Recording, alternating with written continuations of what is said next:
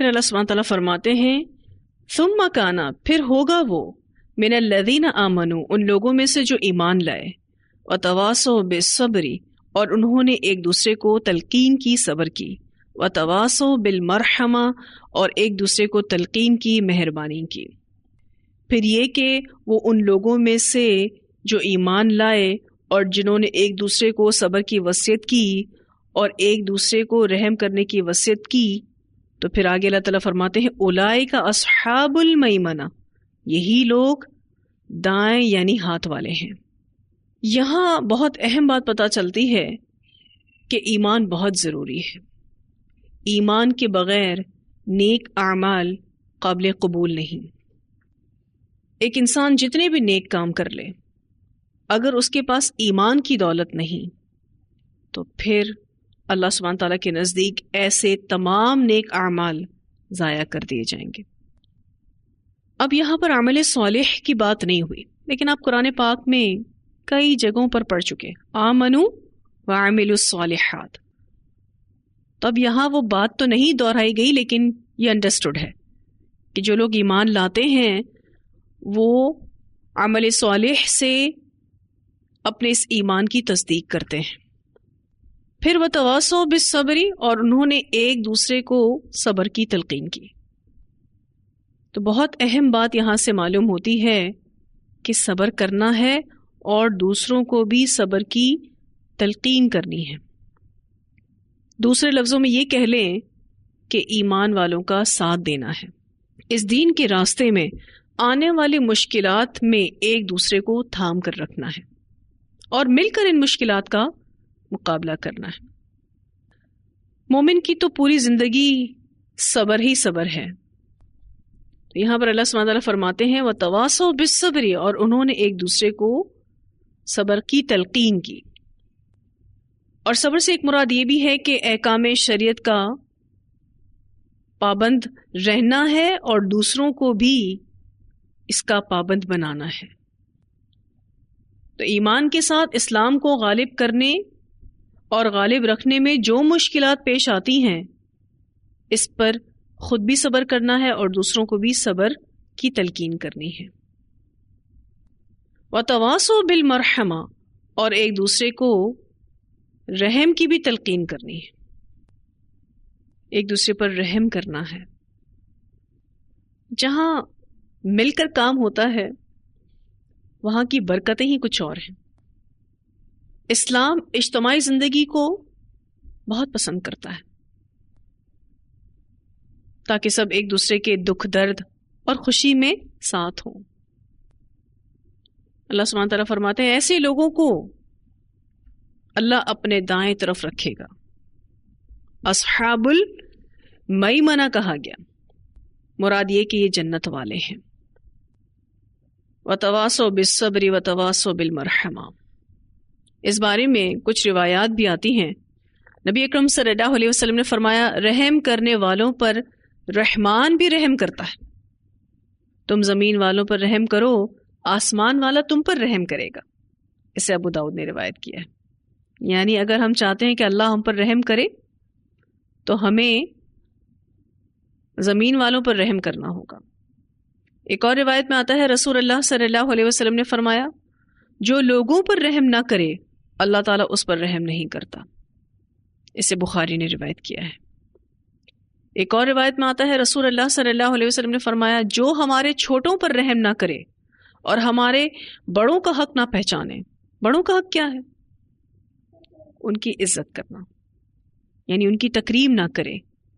آپ صلی اللہ علیہ وسلم فرماتے وہ ہم میں سے نہیں۔ اسے ابو داؤد نے روایت کیا ہے۔ یعنی چھوٹوں پر رحم کرنا اور بڑوں کی عزت کرنا بہت ضروری ہے۔ پھر ایک دوسرے کو جو سپورٹ کرنے کی بات یہاں آئی، نبی اکرم صلی اللہ علیہ وسلم نے فرمایا کہ ایک مومن دوسرے مومن کے لیے اس طرح ہے جیسے عمارت، کہ اس کا ایک حصہ دوسرے حصے کو تھامے رہتا ہے، یعنی گرنے نہیں دیتا۔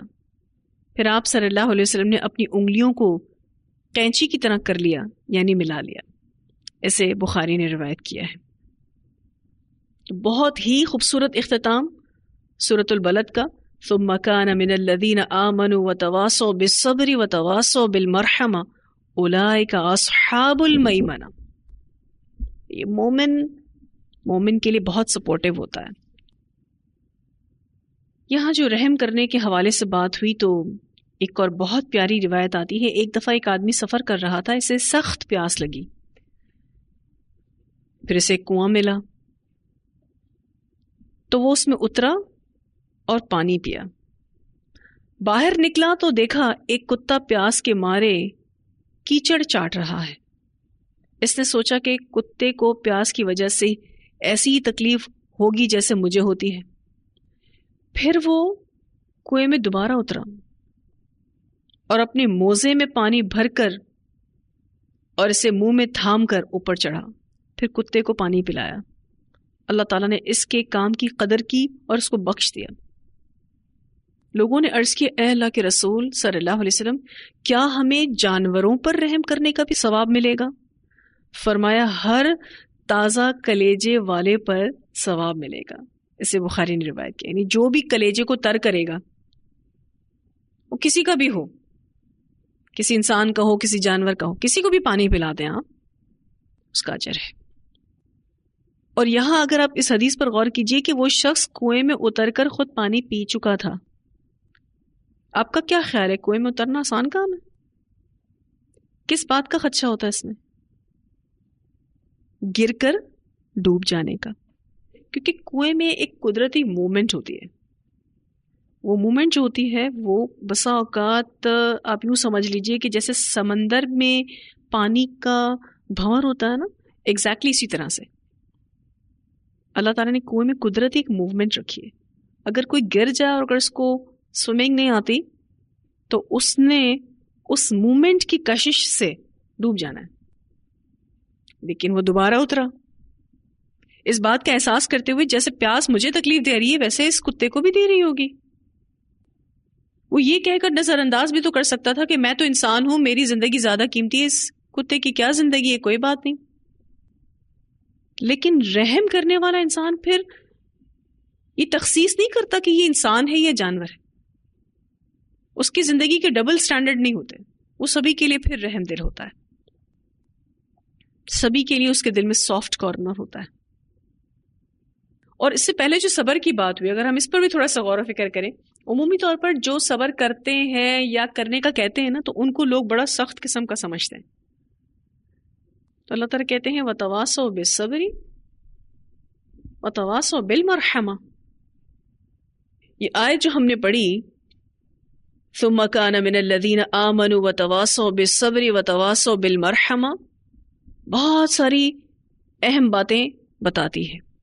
پہلی اہم بات، ایمان بہت ضروری ہے. ایمان کے بغیر نیک اعمال قابل قبول نہیں. دوسری اہم بات کہ صبر کرنا ہے اور دوسروں کو بھی صبر کے لیے موٹیویٹ کرنا ہے. اور صبر کے لیے موٹیویٹ کرنا صرف یہی نہیں ہے کہ آپ کسی کو کہیں کہ آپ صبر کریں. صبر کے لیے موٹیویٹ کرنے میں یہ ہوتا ہے کہ آپ اس کے سپورٹ میں کھڑے ہو جائیں، آپ اس کا ساتھ دیں تاکہ وہ اس مشکل سچویشن میں سروائیو کر سکے. عمومی طور پر ہم صبر کی تلقین کرنے میں کیا سمجھتے ہیں؟ فلاں کو جا کے کہہ دو بھائی صبر کرو. ٹھیک ہے، یہ بھی ایک طریقہ کار ہے، لیکن اس کو دوسرے لفظوں میں ہم یہ کہہ سکتے ہیں کہ ایمان والوں کا ساتھ دینا ہے. کیونکہ دین کے راستے میں آنے والی مشکلات میں عمومی طور پر لوگ دل ہار بیٹھتے ہیں. ضروری ہوتا ہے کہ ایسی مشکلات میں ایک دوسرے کو تھام کر رکھنا ہے. اچھا، کبھی کوئی کسی مشکل سچویشن میں ہوتا ہے اور تھوڑا صبر کرنا اس کے لیے مشکل ہوتا ہے اور آپ کہتے ہیں میں تمہارے ساتھ ہوں، فکر نہیں کرو.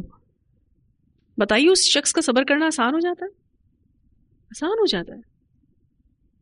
تو مل کر ان مشکلات کا مقابلہ کرنا ہے.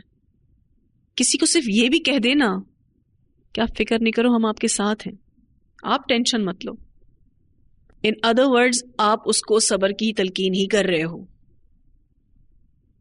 تیسری اہم بات کہ مل کر کام کرنا ہے، اور یہ میں نے وَتَوَاصَوْا بِالْمَرْحَمَةِ سے نکالا ہے. حالانکہ بات تو ہو رہی ہے کہ ایک دوسرے پر رحم کرنا ہے، اور میں آپ سے کہہ رہی ہوں کہ اس کا مطلب یہ ہے کہ مل کر کام کرنا، کیونکہ جب تک آپس میں ایک دوسرے کے لیے دل میں رحم نہیں ہوگا آپ محبت کے ساتھ جڑ کر کام کر ہی نہیں سکتے. اور مل کر کام کرنے میں جو لطف ہے وہ تنہا کام کرنے میں نہیں ہے. مل کر کام کرنے میں جو برکتیں ہیں وہ تنہا کام کرنے میں نہیں ہیں. اور اسلام اجتماعی زندگی کو پسند کرتا ہے. اچھا، مل کر کام کرنے میں ایک تو یہ لطف ہے کہ آپ اگر کسی کام میں کامیابی حاصل کرتے ہیں تو وہ بھی بڑی خوشی کا باعث ہوتی ہے کہ ہم سب کامیاب ہوئے ہیں، اتنے سارے لوگ کامیاب ہوئے ہیں، اتنے سارے لوگوں نے اس ٹارگٹ کو اچیو کیا ہے. اور اگر کوئی دکھ، پریشانی اور تکلیف ہوتی ہے تو بھی جب ہم مل کر اس کا سامنا کرنے والے ہوتے ہیں تو وہ ٹینشن بھی ڈیوائڈ ہو جاتا ہے.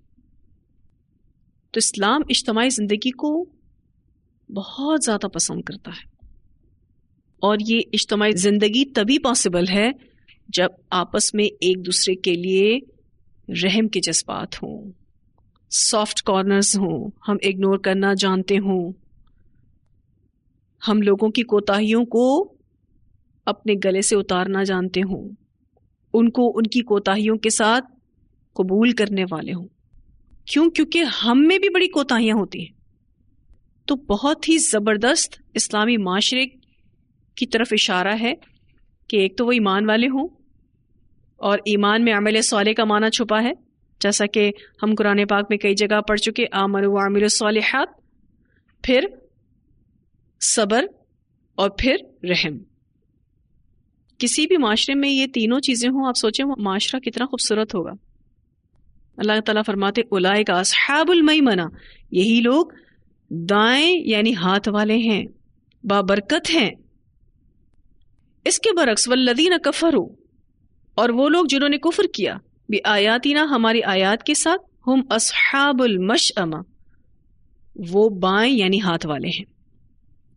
اس کے برعکس وہ لوگ جنہوں نے اللہ کی آیات کا انکار کیا، یعنی ایمان نہیں لائے، عمل صالح نہیں کیا، اور وہ لوگوں پر رحم نہیں کرتے، تو اللہ تعالیٰ فرماتے ہیں وہ بدبختوں میں سے ہوں گے، ان کا ٹھکانہ جہنم ہوگا. علیہم، ان پر، نارن، آگ ہے، مؤصدہ، بند کی ہوئی. مؤصدہ کا جو لفظ ہے واو صاد دال سے ہے. وسط کہتے ہیں ڈھکن بند کر دینا. ابن عباس اس کا معنی یہ کرتے ہیں کہ جہنم کے دروازے بند کر دیے جائیں گے. دحاق مؤصدہ کا معنی یہ کرتے ہیں کہ یہ ایک ایسی دیوار ہے جس میں کوئی دروازہ نہ ہوگا، یعنی جہنمیوں کو ایسی دیواروں میں قید کر دیا جائے گا جس کا کوئی دروازہ نہیں ہوگا. قتادہ کہتے ہیں کہ اس کا معنی یہ ہے کہ وہ بند ہوگی، وہ آگ بند ہوگی، اس میں نہ روشنی ہوگی اور نہ روشن دان، اور نہ وہ اس سے کبھی نکل سکیں گے.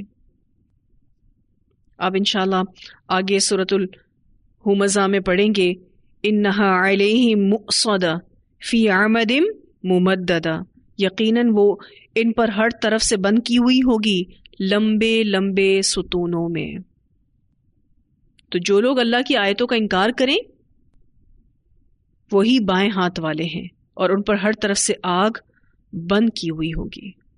اللہم لا تجعلنا منہم، اللہم اجرنا من النار. اللہ سبحانہ تعالیٰ ہمیں ان لوگوں میں ہونے سے بچائے.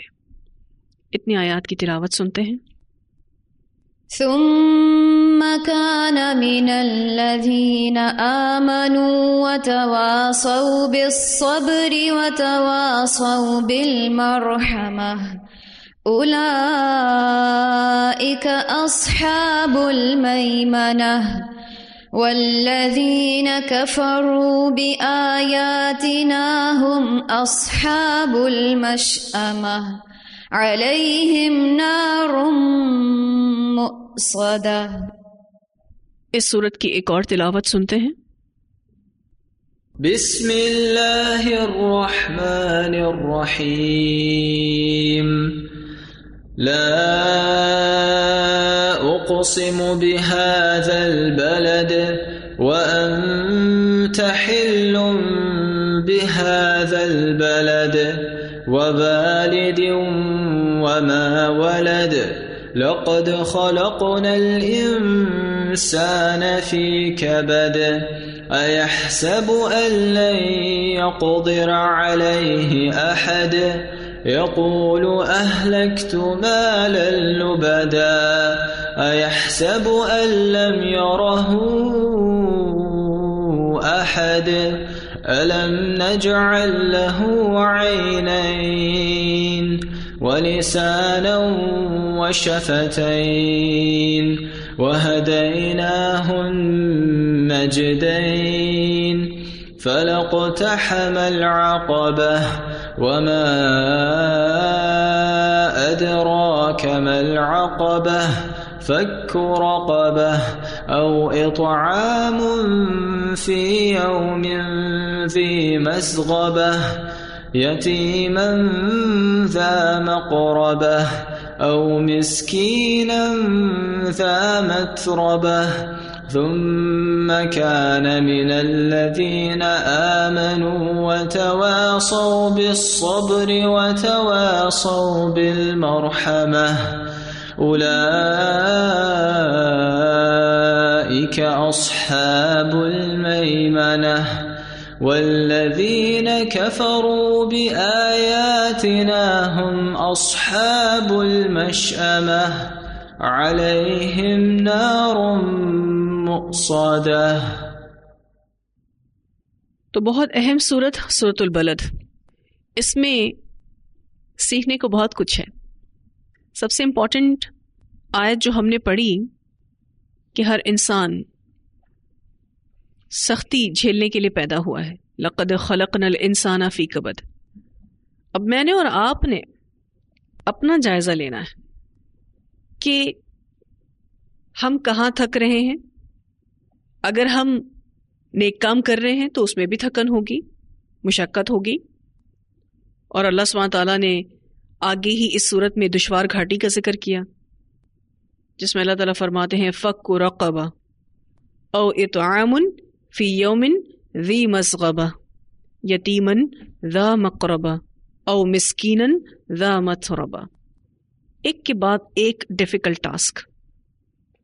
تو اپنا عمل چیک کرنا ہے اور جو بھی کام، جو بھی مشقت آپ اللہ کے راستے میں اٹھاتے ہیں، یقین مانے نصیب والے ہیں، کیونکہ اللہ سبحانہ تعالیٰ ان مشقتوں کے لیے بھی لوگوں کو چنتا ہے جس کے اندر ہدایت کی تڑپ ہوتی ہے، طلب ہوتی ہے.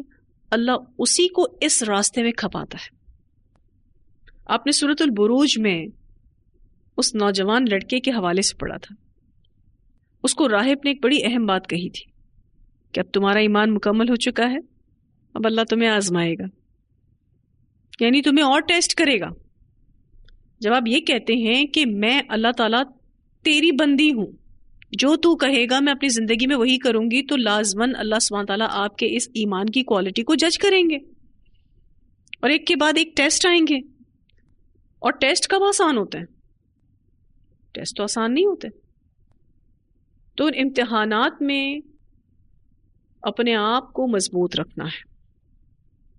اس کو اگر ہم اس حوالے سے بھی لے لیں کہ جو گھر کے کام کاج ہوتے ہیں اس سے بھی بہت ساری خواتین بھاگتی ہیں، بچیاں بھاگتی ہیں کہ ہماری زندگی میں تو کوئی سہولتیں ہی نہیں، ہماری زندگی میں تو کوئی آسانیاں ہی نہیں، ہم یہ کام بھی کریں، ہم وہ کام بھی کریں. تو آپ اگر یہ کام نہیں کریں گے تو کوئی اور کام کریں گے. آپ کا کیا خیال ہے؟ آپ کسی کام سے بھاگ کر کیا دوسرے کسی کام میں نہیں پڑیں گے؟ انسان کے پاس ایک کام جاتا ہے تو دوسرا کام آتا ہے، اور یہ ہم سب محسوس کرتے ہیں کہ ایک ٹارگٹ ختم ہوتا ہے تو دوسرا ٹارگٹ آ جاتا ہے. مجھے تو ایسے ہی لگتا ہے کہ جب میں اسٹوڈنٹ تھی تو اچھا میرا یہ پڑھنا ختم ہو جائے گا تو میں ریلیکس ہو جاؤں گی. پھر اس کے بعد پڑھانا شروع کیا تو یہ باقاعدہ محسوس ہوا ہے کہ پڑھنا آسان تھا، پڑھانا مشکل ہے. پھر میں نے یہ سوچا اچھا میرا یہ ایک بیچ ختم ہو جائے گا تو میں ریلیکس ہو جاؤں گی، میرا یہ پارا مکمل ہو جائے گا تو میں ریلیکس ہو جاؤں گی. لیکن آپ دیکھیں ایک کے بعد ایک ٹارگٹس آتے رہے، الحمدللہ اللہ ہی کی توفیق سے وہ مکمل بھی ہوئے. تو اس اللہ کے راستے میں تھکنے کا ایک عجیب ہی لطف ہے. تو تھکنا تو ہم سب نے ہے. اللہ تعالیٰ سے دعا ہے کہ اللہ ہمیں اپنے دین کے کام کے لیے چن لے اور دین کا بہترین کام ہم سے لے، اور ہماری زندگی کی آخری سانس بھی اس کام کو کرتے کرتے نکلے انشاءاللہ. اللہ سے یہ دعا ہے. ہم بہت نصیب والے ہیں کہ اللہ تعالیٰ نے ہمیں اس قرآن کو پڑھنے کا کام دیا الحمدللہ.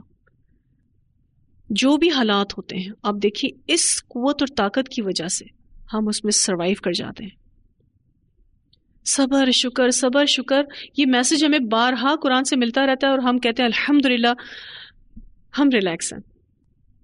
جیسے کہ ہم نے سورۃ الفجر کا اختتام پڑھا تھا کہ جس میں اللہ تعالیٰ فرماتے ہیں کہ جب یہ مطمئن نفس موت سے ہمکنار ہو جائے گی تو اللہ تعالیٰ اس موت کی ڈیفیکلٹیز کے بعد ہی بلکہ اس موت کے وقت میں اس کو کہیں گے یا ایتھا النفس المطمئنہ ارجعی الی ربک راضیۃ مرضیہ فادخلی فی عبادی وادخلی جنتی. چلیں جی ایک سٹیپ ختم ہو گیا، موت آ گئی، یہ کامنٹ سن لیے، فکر کم، موت کے بعد سکون ہو گیا. پھر قبر میں بھی اس کو کہا جائے گا، کیونکہ قبر میں اترنا بھی اور وہاں پر منکر نکیر کے سوالوں کے جواب دینا بھی کوئی آسان ٹاسک ہے، وہ بھی مشقت ہے. اس وقت اللہ تعالیٰ اس کو انہی کامنٹس کے ساتھ ریلیکس کریں گے. پھر جب قبروں سے نکالا جائے گا، پھر میدان محشر میں، پھر حساب کتاب کے بعد بھی یہی آیتیں جو کہ بتائی گئی ہیں وہ ایز کامنٹ مومن کو سنائی جائیں گی تاکہ اس کو ریلیکس کیا جا سکے. اس کی یہی وجہ ہے کہ ساری زندگی وہ قبر میں گزار کے آ گیا. سو اب ریلیکس ہو جائے. تو بہت خوبصورت آیات ہیں، بہت خوبصورت صورتیں ہیں. اللہ تعالیٰ ہمیں ان صورتوں کا بہترین فہم عطا کرے. اللہ ہم سب کو اس پر بہترین عمل کرنے کی توفیق عطا فرمائے. الحمدللہ یہ صورت مکمل ہوئی. وآخر دعوانا ان الحمدللہ رب العالمین. سبحانک اللہم وبحمدک نشہد ان لا الہ الا انت نستغفرک ونتوب الیک. سبحان ربک رب العزۃ عما یصفون وسلام علی المرسلین والحمد للہ رب العالمین. السلام علیکم ورحمۃ اللہ وبرکاتہ.